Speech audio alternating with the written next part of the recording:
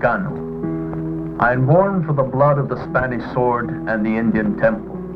I am from Arizona, Colorado, Nuevo Mexico, Texas y California.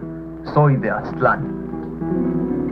My grandfather gazed over our fields and watched the stallion roam. The Anglo came not to live as brothers, but as masters.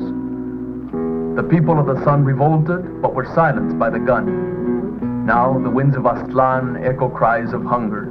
Now the blood of my brothers flows over the land once ours. I am Chicano. My people are La Raza. Too many Chicanos have died in foreign jungles. Too many have died in barrio streets. Ya, basta. Yo soy Chicano.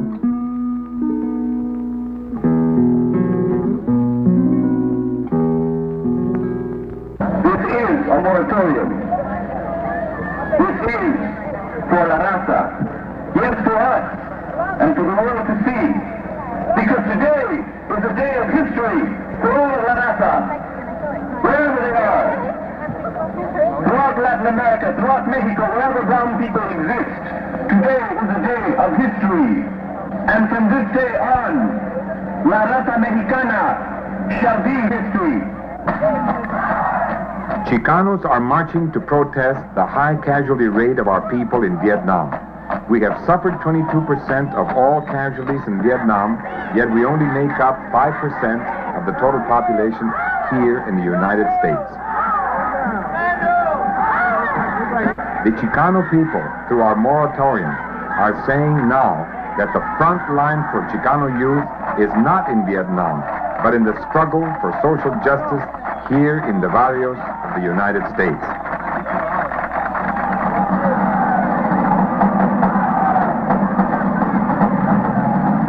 Before, the people were divided very much, especially during the Pachuco days. Chicano would be fighting Chicano. Now I see unity. Like now you can go from one barrio to another and you're brothers. And this is really beautiful to see people united and fighting for the same cause. The Brown Berets evolved out of the movement in the Chicano community for social justice. The Brown Berets are a community organization that give new pride to Chicano youth and that educate all the people in the barrios on their social and political rights.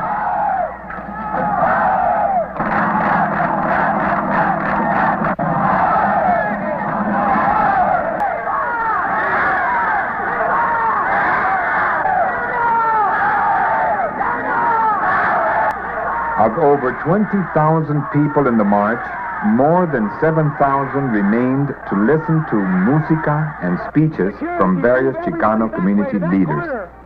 We are a bronze people with a bronze culture. Before the world, before all of North America, before all our brothers on this the bronze continent, we are a nation. We are a union of free pueblos. We are Aztlán. Cuando me dicen que a revolución defiendo a mi raza con mucho A block east of the north end of the park, there is a liquor store. A few people were walking out of the store without paying for their merchandise. Somebody called the police. The younger kid came back with the police, 2 more squad cars. They pulled up right together, and they were the ones that they had their sirens and the lights. Another car pulled up, and all the police that were across the street had shotguns. And right then and there, I saw bottles. At this point, there was a small crowd of people reacting to the overpresence of the police.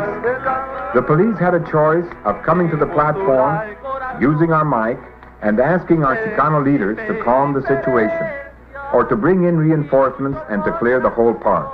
Their answer was quick and without hesitation. Soy diferente, soy color café.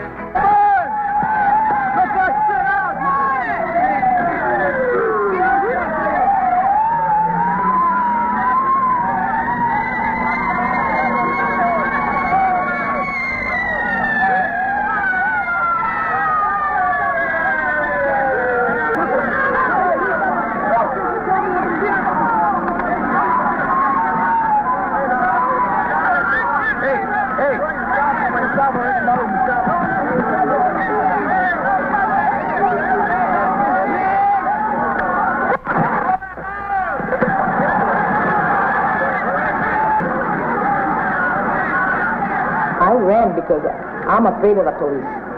I met a lady about 63 years old, and I told her, I said, move because the police are coming. The lady wanted to see.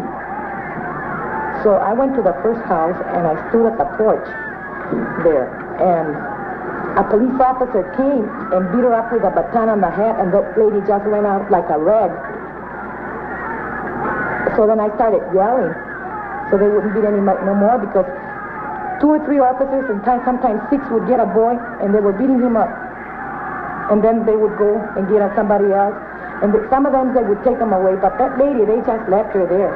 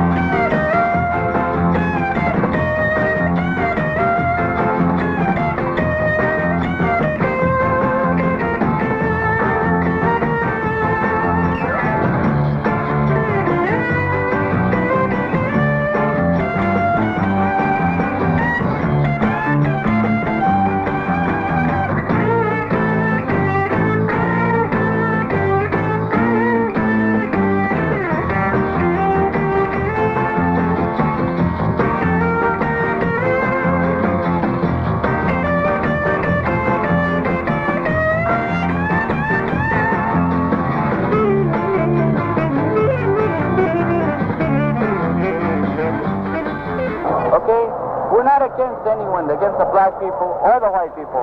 We're against the pigs. We're against oppression. Our organization, our peoples, is being raised in the white person's mind as a stereotype. How the hell are we going to grow up and become anything if the white people keep pushing into our minds that we're nothing but a bunch of Frito banditos, okay? We're a bandito? Well, a bandito's go to jail, okay? Right. In Norco, the narcotics hospital in Corona, okay, there's almost 80% Chicanos. Right. You know that?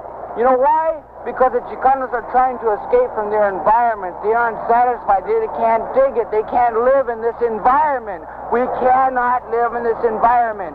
The white people have given it to us, and we cannot survive in it. We either have to go to jail or have to die. We're ready to die to get out of it.